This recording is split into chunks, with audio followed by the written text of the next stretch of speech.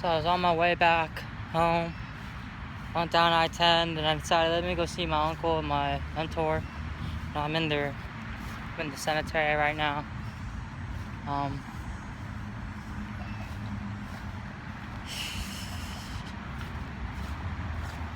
It's just so sad right now.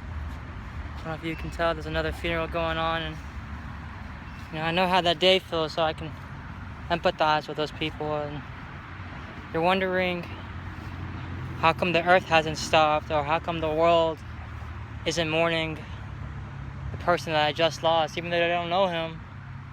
Because you miss him so much, you love them so much. It's just a mystery to you. Why is the world still turning? But it's you realize how small you are in the world, and you also realize how big the world is. And this tree right here, it's probably seen more sadness than most people combined, But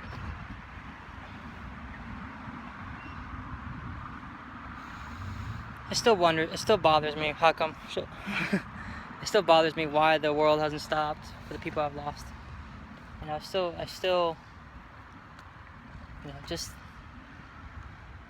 I don't get it, No, I do get it, just laws of physics, laws of nature. But you always think you're the exception, and even though when you're not the exception, you still think, oh, come on, I could be the exception to that rule too, I'm just babbling, speaking non sequiturs probably, or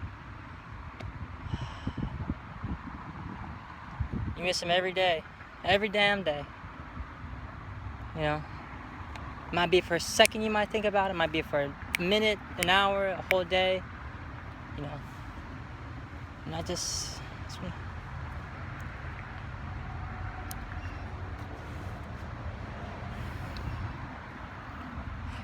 but I might get shit for this video for the people who see it on and is going to share it to my family. I don't give a fuck. Oh, you're not dressed right.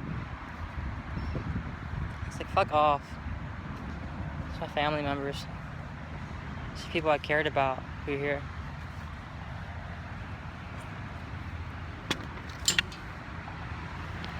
Right now we're entering a Shia Muslim garden.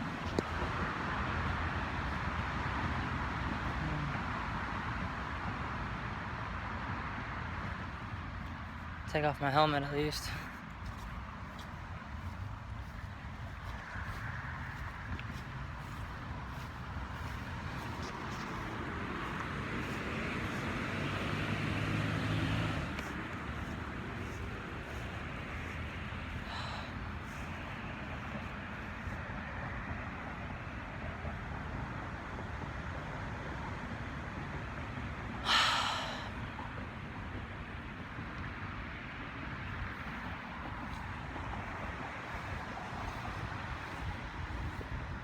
I miss you so much, Alan.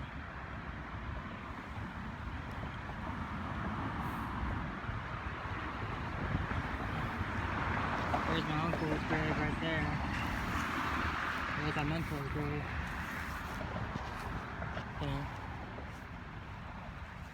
Miss him so much. Miss them both so much. Even though I'm an atheist, I still miss people. Still wish they were here. Just because you're an atheist doesn't mean you're heartless.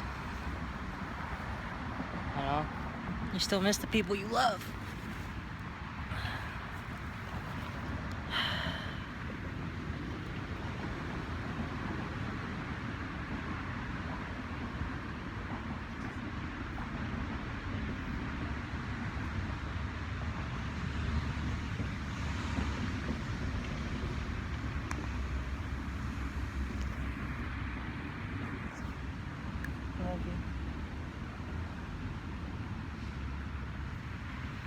And my mentor, he was everything to me. Like, he was one of the most important people in my life. I always wanted to be just like him.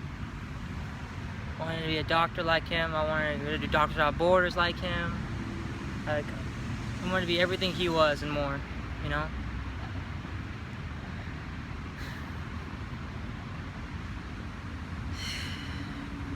He would know what to do when I'm in the ruts. He could relate to me so well, man. know, he had a very loving father, but also a very demanding father. You know, sometimes get under his skin, and maybe because he's always traveling the world and doctoring and shit. A few times that we did meet, we talked for hours, and every time we would meet again, as if we never, that's time apart, we'd never, you know, it was as if it never happened. It was like as if the day before we met, you know. But I miss him so much, and gave me a lot of good advice. He always told me don't give up on the, you know, on everything. I know it's hard. I know it's demanding. I know you get compared to me a lot, but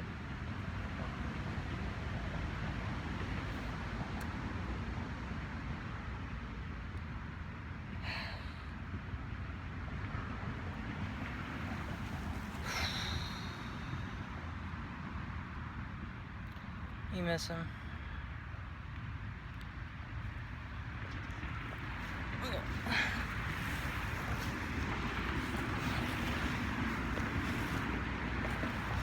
And from my uncle,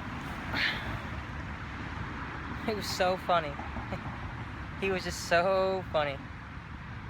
You know, he would always, and if you were bullshitting, he would tell you to your face, "Hey, you're a bullshitter." He wouldn't have a filter on his mouth. He would call you out right then and there.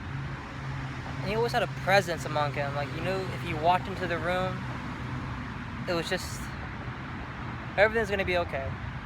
You know, Muhammad's here. He's gonna be funny. He's gonna laugh. He's gonna help you out. He's gonna give you good advice.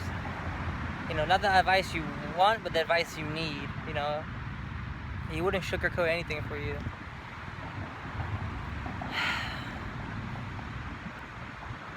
I told him, like, right before he passed away, you know, I was like, "Uncle, I don't know what I'm doing with my life. I'm just trying to figure shit out." And he's like, "Listen, did you do your best? Are you doing your best?" I'm like, "Yeah." "Did you hurt anybody?" And I'm like, "No." And did you make people laugh? And I'm like, "I'm getting better." And he's like, "Well, get better, motherfucker. You're still not funny." You know. And this is while a man on his deathbed. And it's just, if I ever get cancer, I'm not gonna go out like that. If I have chemo, okay. I'm not gonna go through radiation. I'm not gonna put my family through that. I would never do that.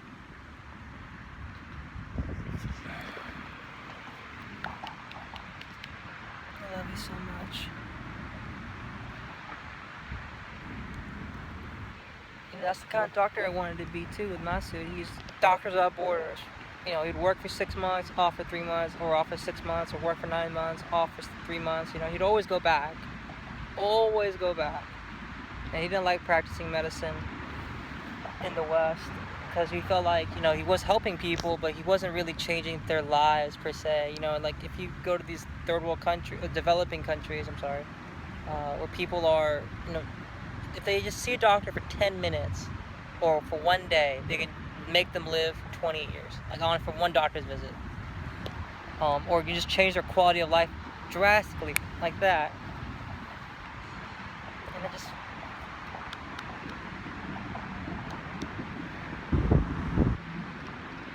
I used to work for my uncle for a summer before college, and I always thought I wanted to be a mechanic. You know, I went through a phase like, oh, let me be a mechanic. You know, watching Power Block on Saturdays didn't really help me that much because, you know, then we have work on this car with a multi-million, like tens of thousands, $100,000 worth of equipment, and let me cut and paste everything, make it look easy and done in 30 minutes. And I learned real quickly, it's not like that.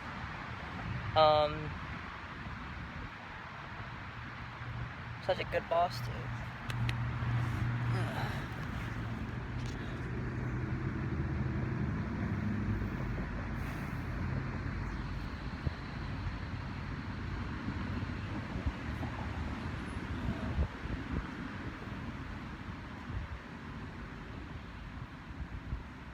I miss them.